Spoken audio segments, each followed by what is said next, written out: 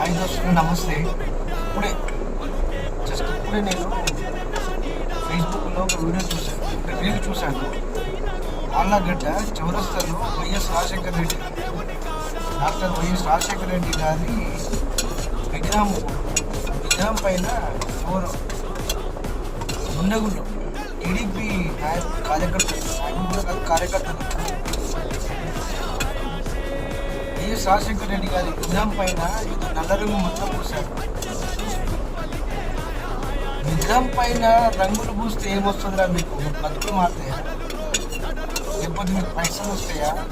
లక్షలు వస్తాయా? కోట్లు వస్తాయా? ఏం మనుషులురా మీరు? కొంచెం సిగ్గుండాలి మీకు.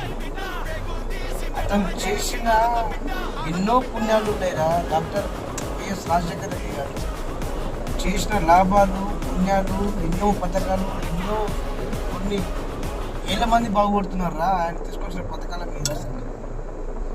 ఎందుకురా పార్టీల పేరు చెప్పి అంత పుణ్యాత్ముడి మీద రంగులు చల్లడం అంటే మీ బతుకుల మొడ్డ ఏం బతుకురా మీది?